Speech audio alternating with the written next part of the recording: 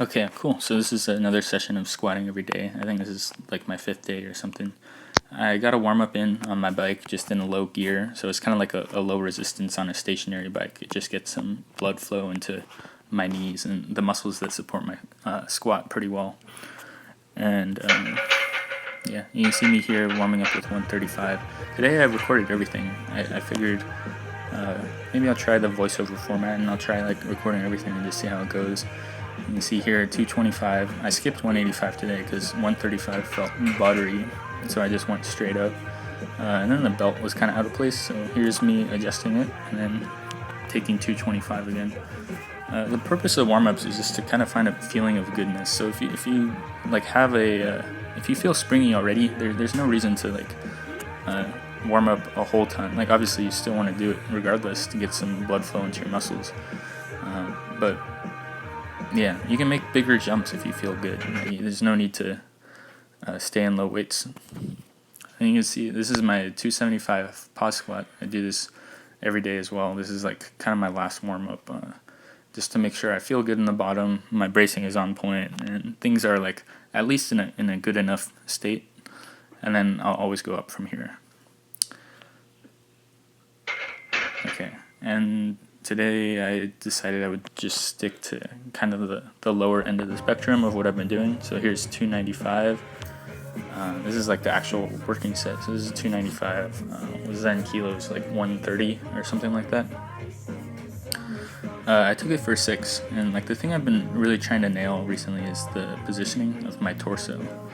So if you have better torso positioning, you can have better bracing. If you have better bracing, you can put more force through your torso, meaning you can put like more force through your body in general. Bracing is really key to having a good lift in anything that applies force through your torso. So I've been trying to work on that, and I wasn't very satisfied yesterday until my last rep, and I was able to get a couple cues in my head that like made things a little better. But yeah, reviewing this set today, I wasn't too happy. So just like yesterday, I decided to keep the weight the same and just see if I can get some better technical reps in there and try out a few things. And so the first thing I tried out was pushing my knees forward just a little bit. I noticed the compensation, the reason I was kind of extending the back out of the hole was because my whole body as a unit was coming back a little bit. Like my hips were shooting back in order to keep that balance.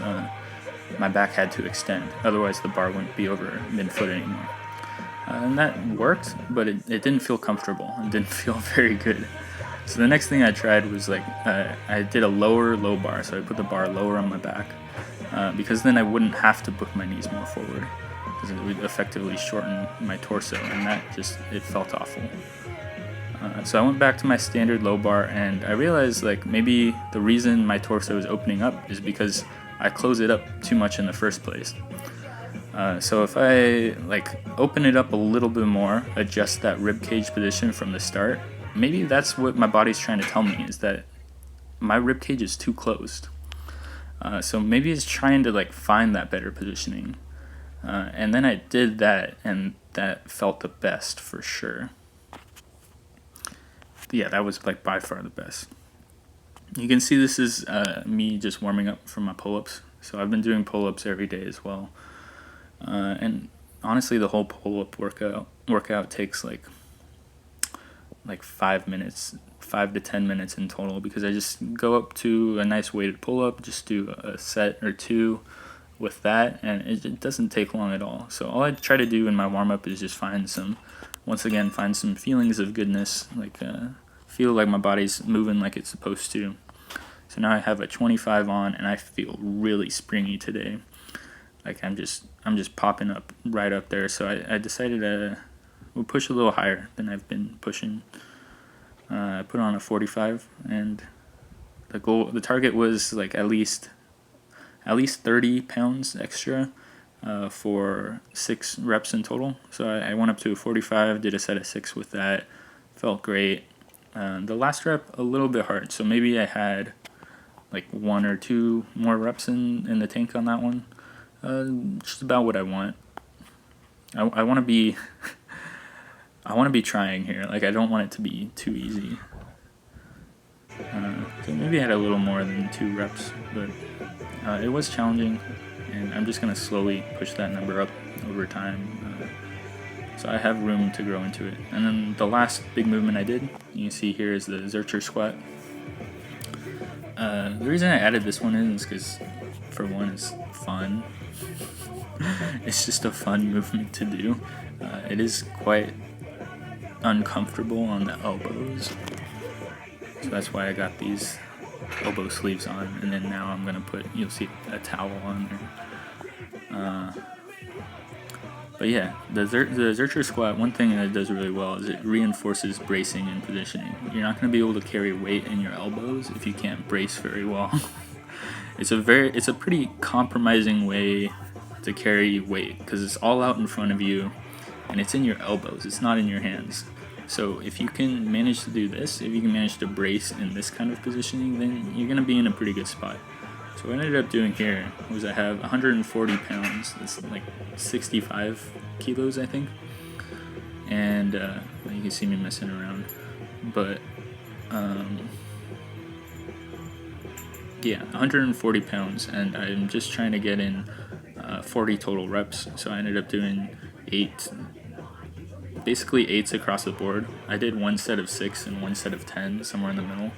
I think this one, where I'm a little distracted with all my Mario stuff, this is the one where I ended up doing 6. The ultimate value of, like,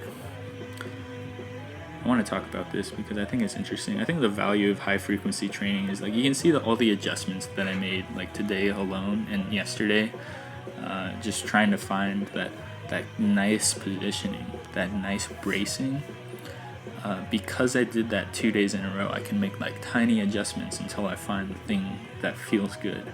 And this has been my experience with doing anything every day. Is like you find that groove a lot faster. So this is my 3rd time squatting every day, and I've also deadlifted every day in the past, and I've also benched every day. And every time I've done that, the lifts just feel a lot better. It's my favorite way to train because you really grease that groove and you really get to feel good. So here is a leg slide curl thing. What's it called? Like slider leg curl. The thing that the squat neglects kind of is the hamstrings. You don't get like a range of motion on the hamstrings. You do get hamstring, like, they are active throughout the squat in order for stability and isometric reasons, but you don't get any, like, contraction.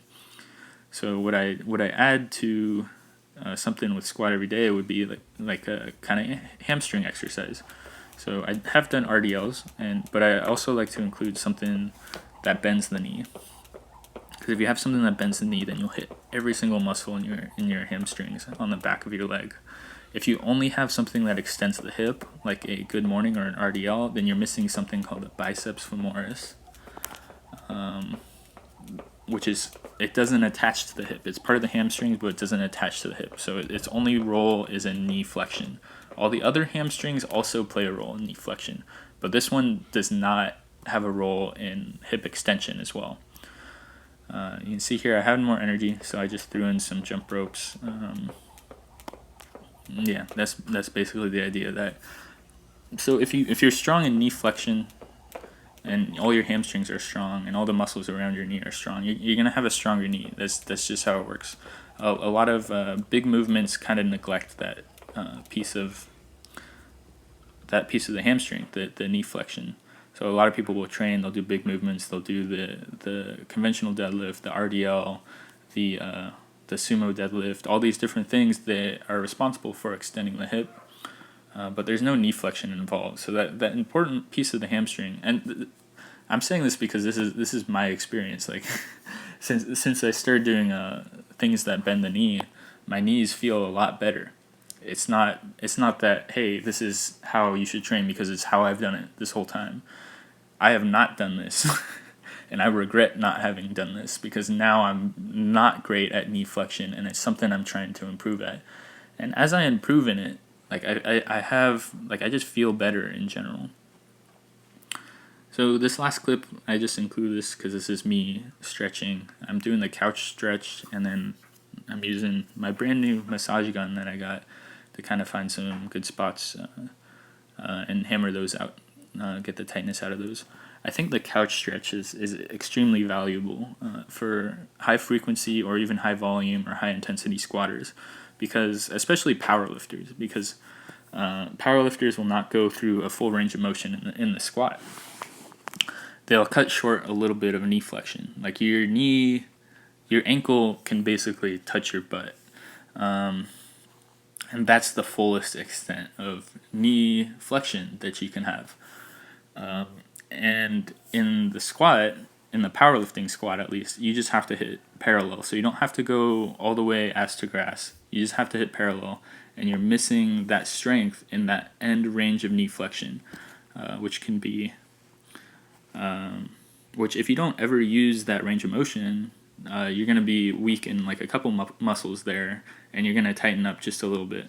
So just including that stretch or including deep squats or anything like that is going to be very useful for protecting the knee, especially because all the muscles, the couch stretch is especially useful because all the muscles that are stretched, the hip flexor all the way through the quad, are going to be are going to pull on your knee if they're tight.